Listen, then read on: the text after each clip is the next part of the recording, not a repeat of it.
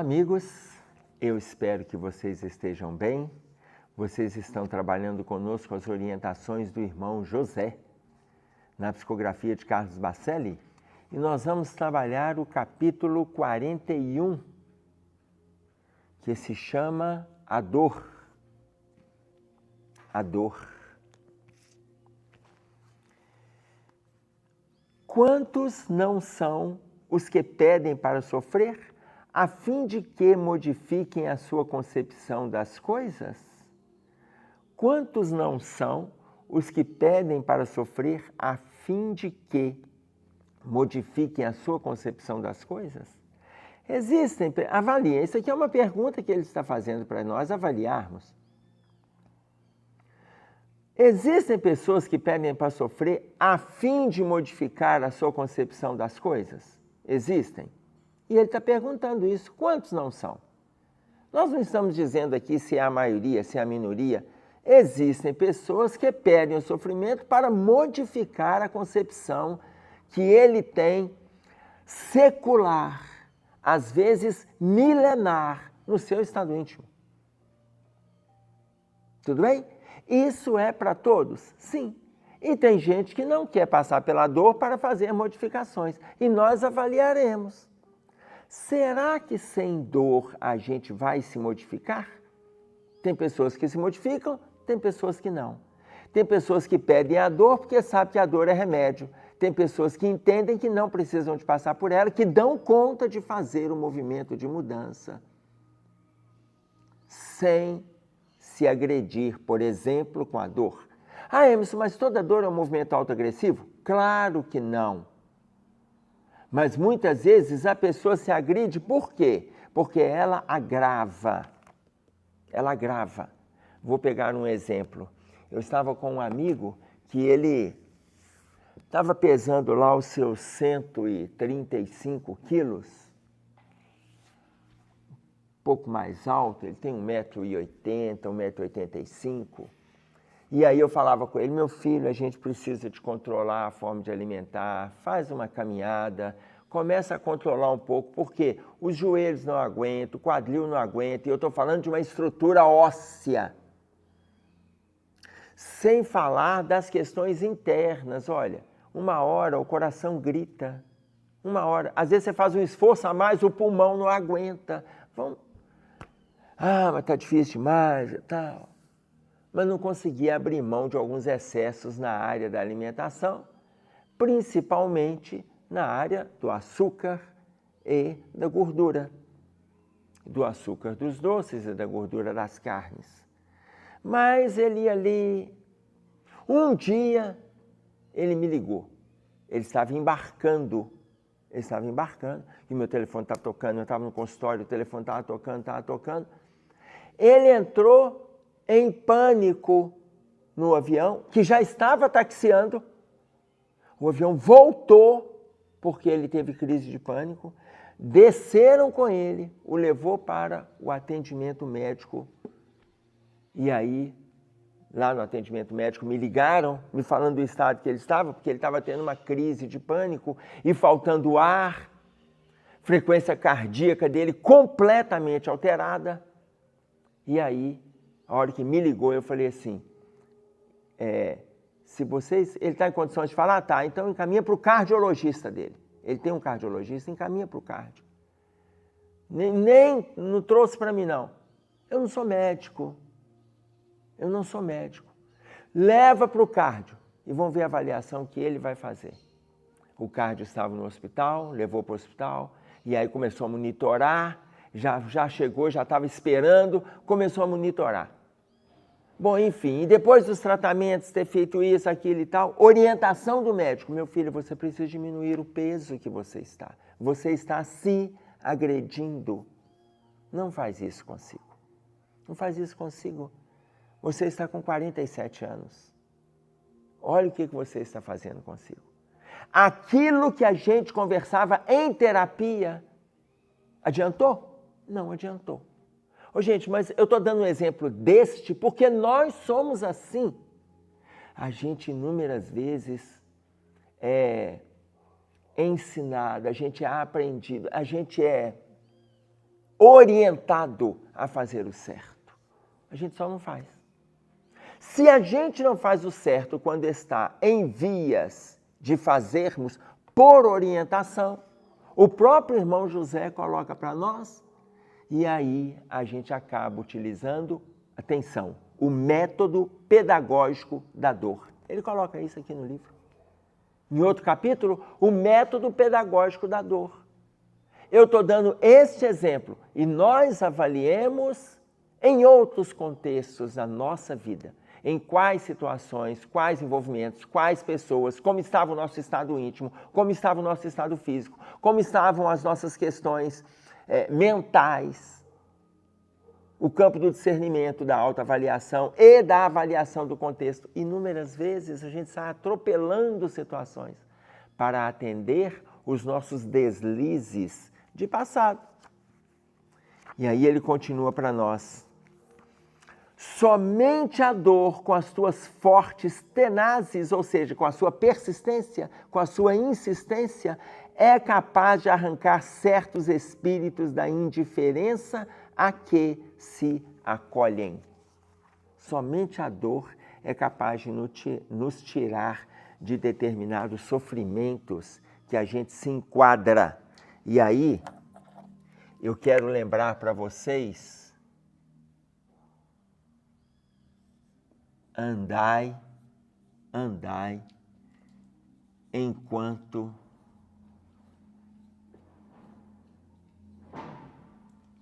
tendes luz. Andai enquanto tendes luz. Quem coloca para nós é João, no capítulo 12, no versículo 35. Andai enquanto tendes luz. Eu costumo, e aí vocês vão avaliar comigo, porque aqui Jesus está fazendo uma afirmativa. Andai enquanto tendes. Imagina a luz que você tem. Você pensa lá no conhecimento, na fé, na disciplina, na caridade, na humildade, no trabalho, na solidariedade, no acolhimento. Andai enquanto tendes luz. Até porque, vou pegar a continuação do versículo. Andai enquanto tendes luz, para que as trevas não te apanhem. Pois quem anda em trevas não sabe aonde vai. Então, esse é o versículo 35 do capítulo 12 de João. Mas eu quero este pedacinho porque eu quero esta palavra. Andar enquanto tendes luz. Gente, nós não temos conhecimento, humildade, discernimento, esclarecimento, que mais? Trabalho, solidariedade, vigilância. Nós não temos esses valores morais, mas Jesus fala andar enquanto tendes luz. E aqui ele está falando para todo mundo. Qual é a única luz que todo mundo tem? Todo mundo tem. Invariavelmente. Invariavelmente. Todo mundo tem. Essa luz se chama dor. É a luz que nos mobiliza a caminhada. É a luz que nos traz para a estrada. Então, embora inúmeros coloquem assim, eu não preciso de sofrer tanto quanto eu sofro para poder firmar a minha fé, para manter a minha estrada, para endireitar os meus passos, eu não preciso. Não.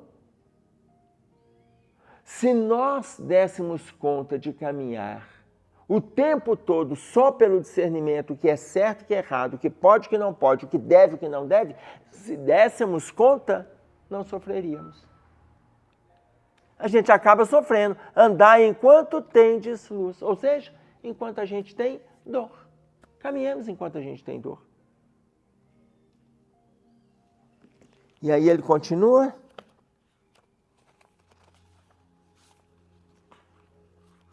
Deixa eu achar aqui, porque eu estou aqui no capítulo da dor, que é o capítulo 41, quando ele diz assim, como pode entender a lágrima alheia aquele que nunca chorou?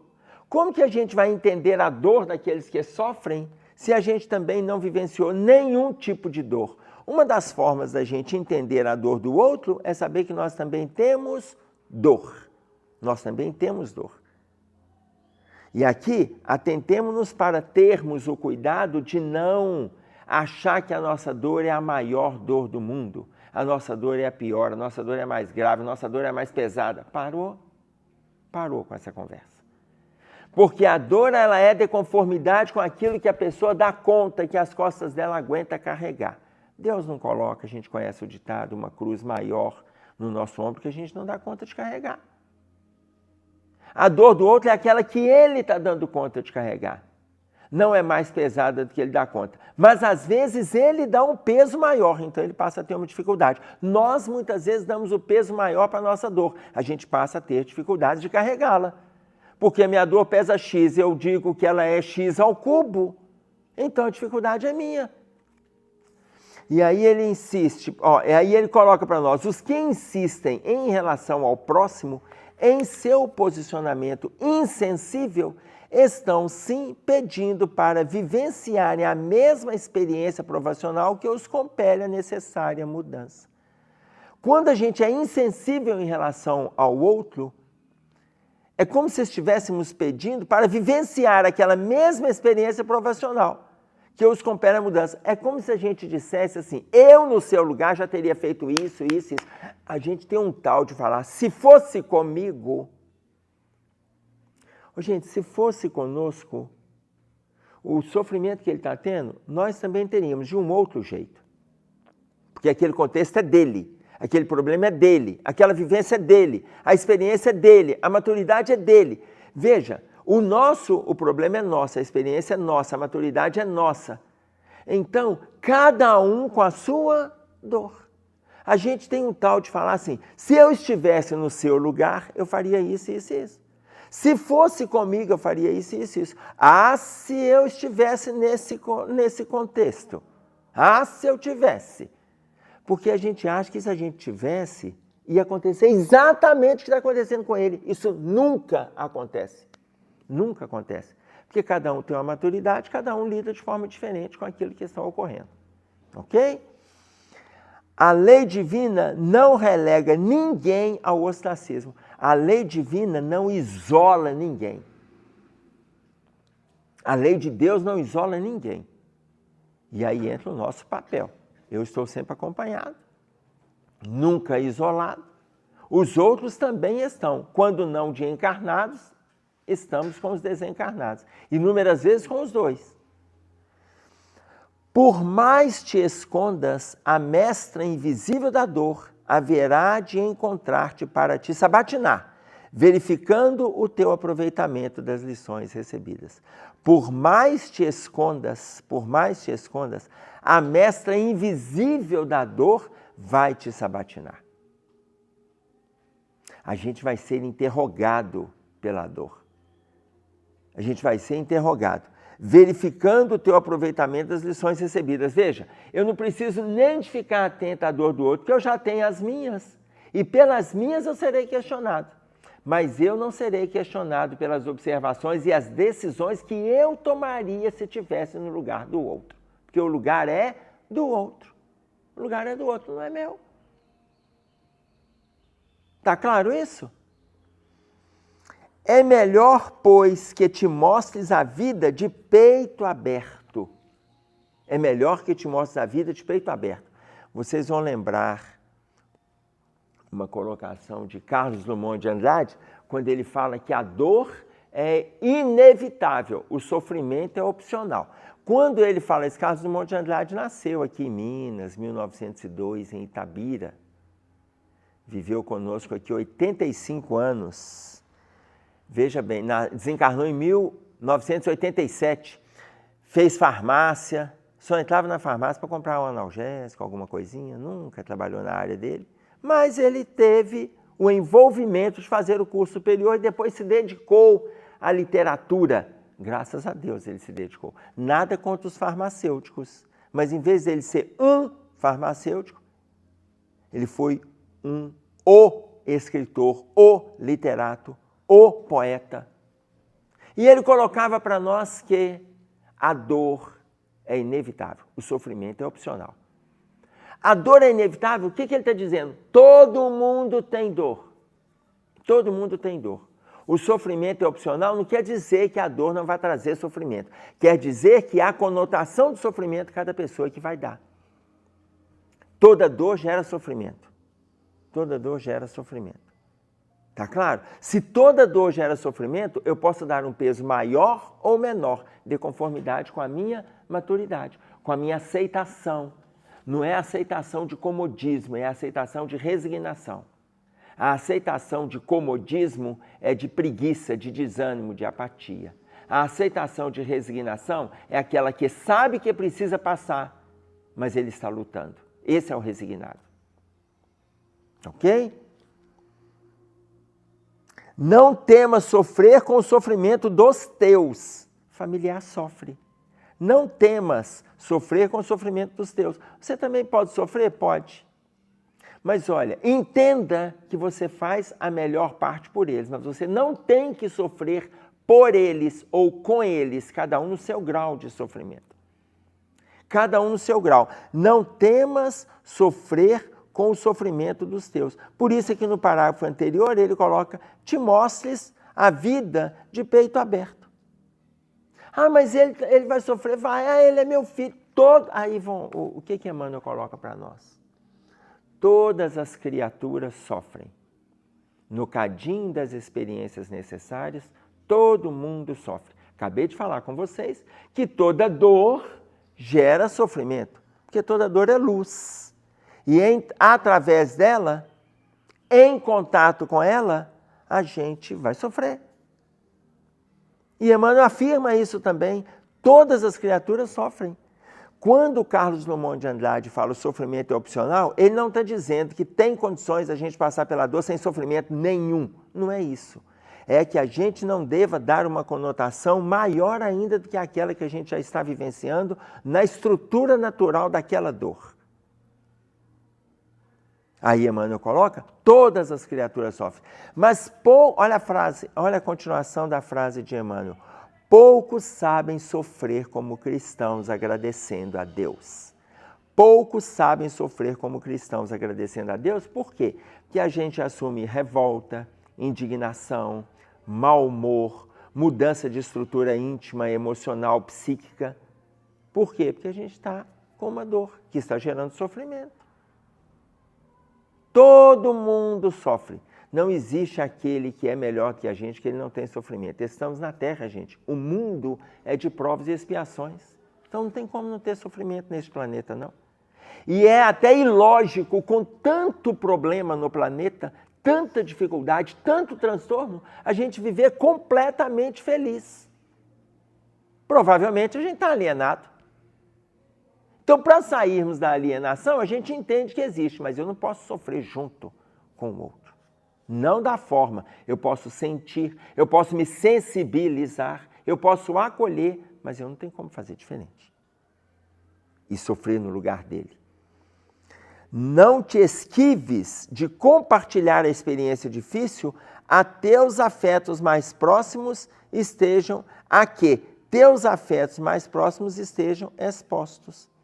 Não te esquives, não fuja de trocar ideia, de aprender com o outro, mas de levar a sua experiência também. Não te esquives de compartilhar a experiência difícil a que teus afetos mais próximos estejam expostos. Divide com ele, permita que ele conte com você, permita que ele busque no seu conforto, no seu acolhimento, a necessidade de força para ele dar conta daquele movimento. E se ele te solicitar, você já passou por isso? Olha, eu passei por uma experiência semelhante. Eu passei por algo, mas é diferente, porque o meu contexto é outro. A minha maneira de conceber é outra. As leituras que eu tenho são outras. Mas a gente troca a ideia, compartilha. Mas não compartilhe em falar de você. Compartilhe para falar de você se você for solicitado.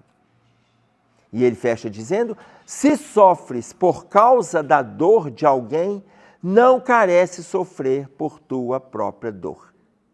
Se você já sofre pela dor do outro, não precisa de ampliar o sofrimento por causa da sua dor. Você já está sensível à questão do outro. Você já está envolvido com a questão do outro. Você já está preocupado em auxiliar o outro, em acolher o outro, em caminhar com o outro. Então, você não precisa de trazer esse sofrimento para você. Tá claro? Atentemo-nos para isso. Se sofres por causa da dor de alguém, não careces sofrer por tua própria dor. E aí a importância de nós sermos solidários. Sermos solidários. Porque à medida que a gente convive com a dor do outro, a gente dá conta de entender que a nossa dor não é a maior dor do mundo. Ela não é a maior dor do mundo. Atentemo-nos para isso. Era o que tínhamos para trazer. Um abraço a todos, até breve, fiquem com Deus.